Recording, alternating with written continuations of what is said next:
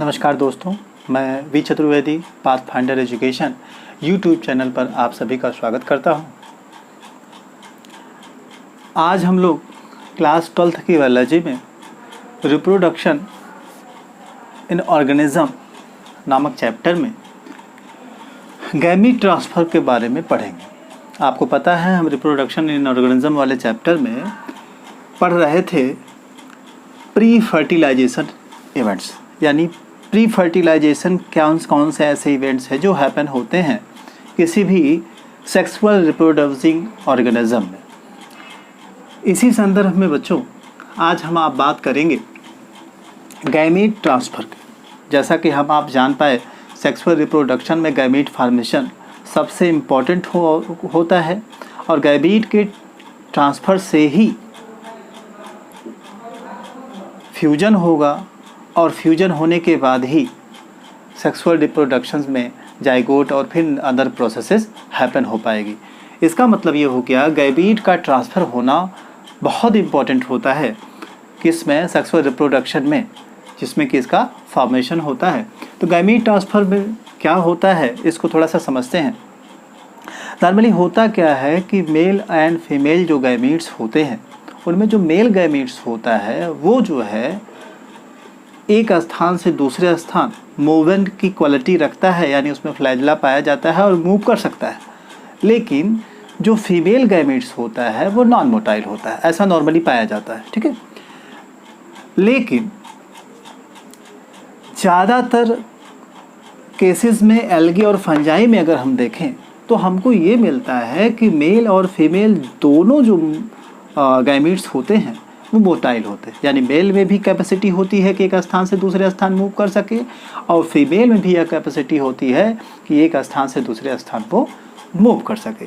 तो इस तरह से बच्चों हम अब देखेंगे कि नॉर्मली तो हम ये जानते हैं कि मेल गैमीट्स मोटाइल होता है, फीमेल नहीं, लेकिन हमें मिलता है एल्गी और फंजाई के केस में कि मेल और फीमेल दोनों जो गैमीट्स होते हैं वो क्या होते हैं, मोटाइल होते हैं, ठीक है। आगे बढ़ते हैं। एल्गी, ब्रायोफाइट, टेडोफाइट्स, ये जो प्लांट कम्युनिटीज़ है, एक ग्रुप ऑफ है, आप देखेंगे कि इसकी खास बात होती है कि जो मेल गैमीट्स होते हैं वो ट्रांसफ़र होते हैं थ्रू द वाटर, ठीक। यानी इसमें जो गैमीट्स होते हैं, यानी एल्गी में, ब्रायोफाइट में, टेडोफाइट्स में गैमीट एक जगह से दूसरे जगह जो ट्रांसफ़र होते हैं उसमें खास बात होती है थ्रू वाटर होते हैं। वाटर नेसेसरी हो जाता है गैमीट ट्रांसफ़र के लिए, तो यहाँ का वाटर जो है रिस्पॉन्सिबल होता है, ठीक है। ब्रायोफाइट तो उसके लिए बहुत फेमस है, आप जानते होंगे। तो गैमीट जो ट्रांसफ़र हो रहे हैं वाटर के थ्रू, इस पूरे सिस्टम को या इस प्रोसेस को हम नाम देते हैं जू आइडोगैमी।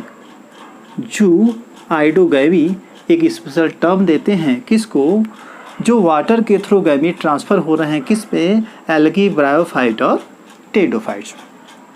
इसी क्रम में आगे बढ़ेंगे बच्चों, देखेंगे in bisexual transfer is easy.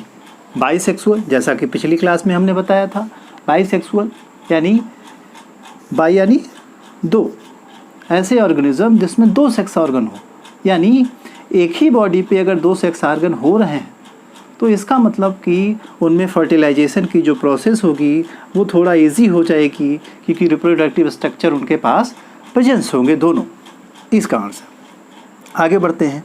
In angiosperm, ध्यान देंगे, एंजियोस्पर्म पॉलिनेशन के थ्रू फर्टिलाइजेशन क्या होता है, परफॉर्म होता है। एंजियोस्पर्म क्या है भाई, जो फ्लावरिंग प्लांट्स होते हैं उनकी बात यहाँ की जा रही है, और उनमें जो है एक प्रोसेस होता है पॉलिनेशन। पॉलिनेशन के प्रोसेस के थ्रू ही जो गैमीट्स होता है वो एक दूसरे के संपर्क में आता है, एक दूसरे के पास आता है। तो इस तरह से हम देखेंगे कि जो फ्लावरिंग प्लांट्स होते हैं उसमें पॉलिनेशन की एक प्रोसेस होती है जिससे कि गैमीट्स जो है एक दूसरे के पास पहुँचते हैं और फर्टिलाइजेशन परफॉर्म हो पाता है, फ्यूजन परफॉर्म हो जाता है। अब बच्चों, क्योंकि प्री फर्टिलाइजेशन की जो दूसरी स्टेज थी गैमीट ट्रांसफ़र होने की, ये समाप्त होती है, तो आगे हमको मिलता है क्या, फर्टिलाइजेशन। ठीक है। सेकेंड स्टेप जो आपका आता है प्री फर्टिलाइजेशन के बाद, जो सेकेंड स्टेप आता है वो आता है फर्टिलाइजेशन स्टेज। तो फर्टिलाइजेशन है क्या? एक्चुअली हम आप पढ़ते हैं और जानते भी हैं कि मेल और फीमेल जो गैमीट्स होते हैं जब आपस में फ्यूज करते हैं तो इसी घटना को हम नाम देते हैं क्या? फर्टिलाइजेशन। ठीक है। और फर्टिलाइजेशन के रिजल्ट के थ्रू बनता है क्या? Diploid zygote. आपको पता है गैमीट्स जो होते हैं यन इन कंडीशन होते हैं, यानी हैप्लॉयड होते हैं, यन कंडीशन होते हैं। एक हैप्लॉयड दूसरा हैप्लॉयड एक दूसरे से जब क्रॉस करता है, अटैच होता है, तो फ्यूजन के बाद 2n की कंडीशन बनाता है और इसी को हम नाम देते हैं क्या? डिप्लॉयड।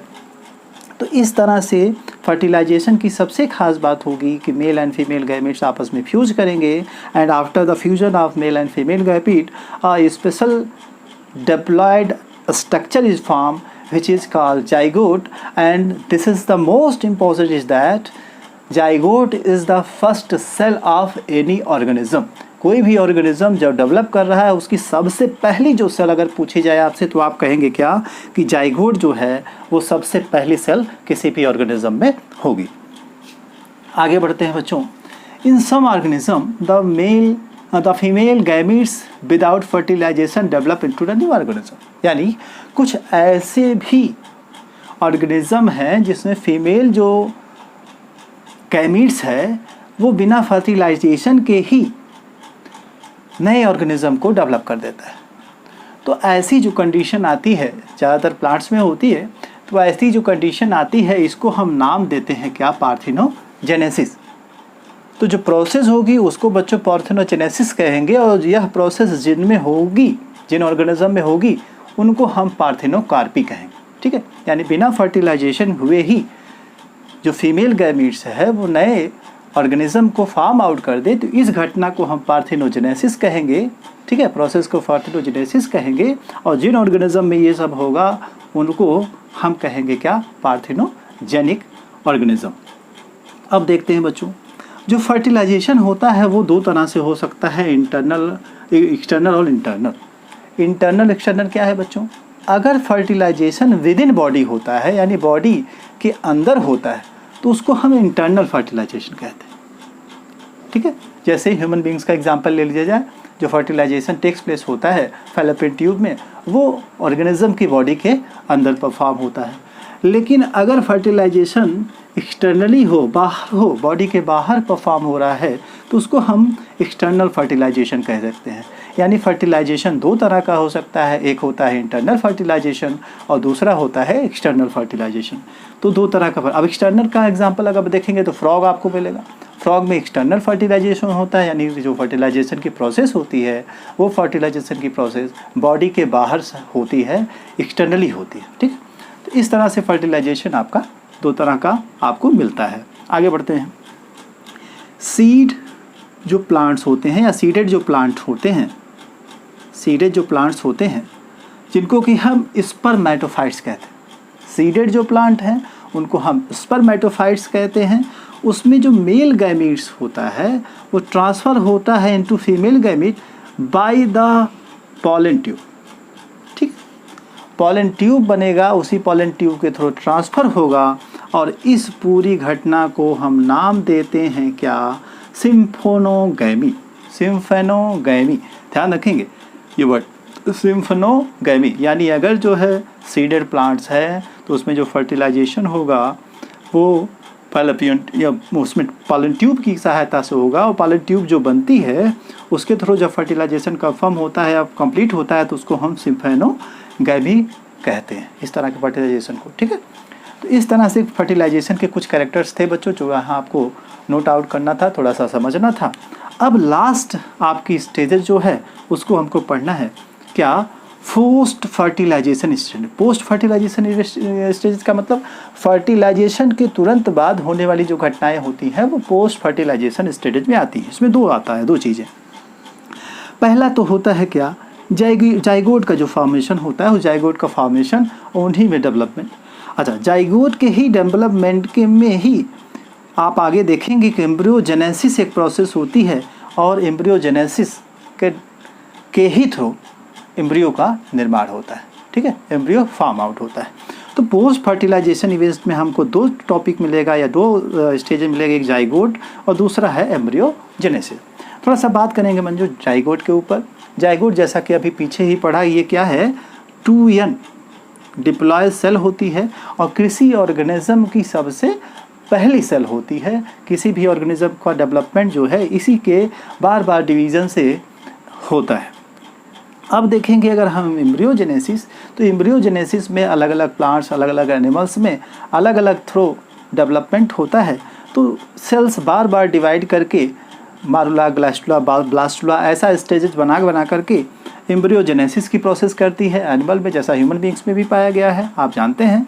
और प्लांट्स में भी कुछ इस तरह के स्टेजेस आती हैं जिनके थ्रू एम्ब्रियोजेनेसिस होती है और एम्ब्रियोजेनेसिस के रिजल्ट के थ्रू में एम्ब्रियो का निर्माण होता है।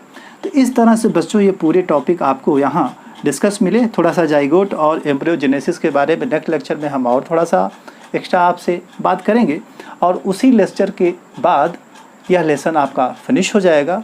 फिर नेक्स्ट लेसन आप कौन सा पढ़ना चाहते हैं हमारे कमेंट बॉक्स में आप ज़रूर बताएं और फिर हम लोग नया चैप्टर स्टार्ट करेंगे और ये चैप्टर जो है आपका समाप्त हो जाएगा। तो आज के लिए इतना ही। Thank you.